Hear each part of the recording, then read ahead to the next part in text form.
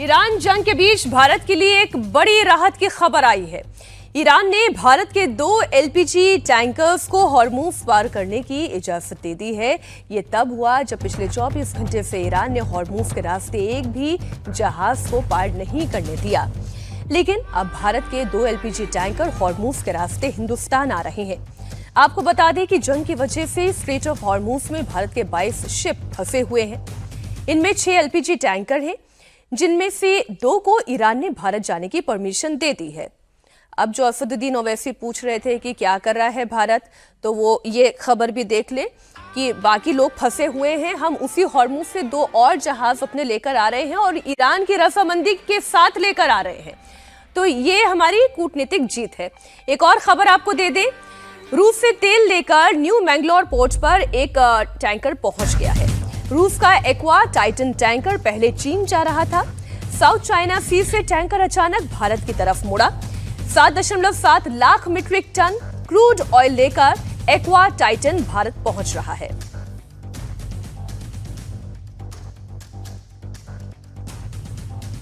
Tanker का नाम aqua Titan है और इसकी चार्टरिंग की है एमआरपीएल ने, Mangalore refinery and petrochemicals limited, MRPL. और ये न्यू मैंगलोर पोर्ट पे इसका अराइवल डेट एक्सपेक्टेड है 21st of March, and this tanker will be carrying Urals crude oil. Iran जंग की वजह से भारत में तेल की किल्लत ना हो, इसलिए रूस ने आगे बढ़कर एक बड़ी पहल की। रूस ने दोस्ती निभाते हुए अपना एक ऑयल टैंकर भारत की तरफ भेजा। खास बात यह है कि पहले यह ऑयल टैंकर चीन की ओर जा रहा था, लेकिन अचानक ये टैंकर भारत की तरफ मुड़ा है। बताया जा रहा है कि रूसी टैंकर एक्वा टाइटन पहले चीन की तरफ जा रहा था। इधर हॉर्मुज स्ट्रेट से 22 भारतीय जहाजों को सुरक्षित निकालने के लिए ईरान एक नया कॉरिडोर बना रहा है। इसे भारतीय कूटनीति के लिए बड़ी जीत के तौर पर देखा जा रहा है।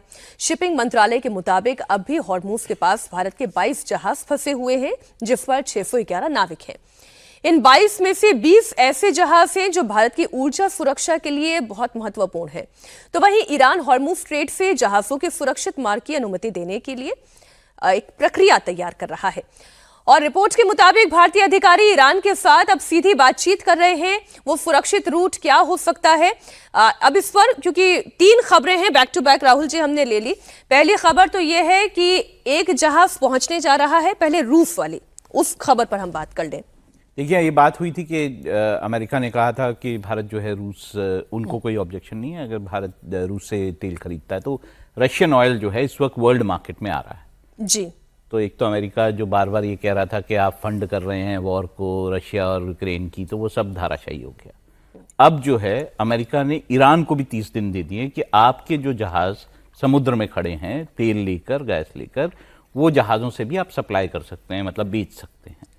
तो वो बात भी ट्रांसफर हो सकता है जी, भेज सकते हैं, भेज भी सकते हैं। तो आप वो भी धाराशायी हो गया कि अब आप ईरान को, अभी ईरान भी जरूरी है, रूस भी जरूरी है। रूस भी जरूरी है। $110 प्रति बैरल, अगर मैं गलत नहीं हूं तो ऑयल की प्राइसिंग पहुंच चुकी है। अब कल 117-18 हो गई थी। मैं मतलब कह रहा हूं, वो बीच में बढ़ती रहती है तो हो सकता है वो पहुंच चुकी है।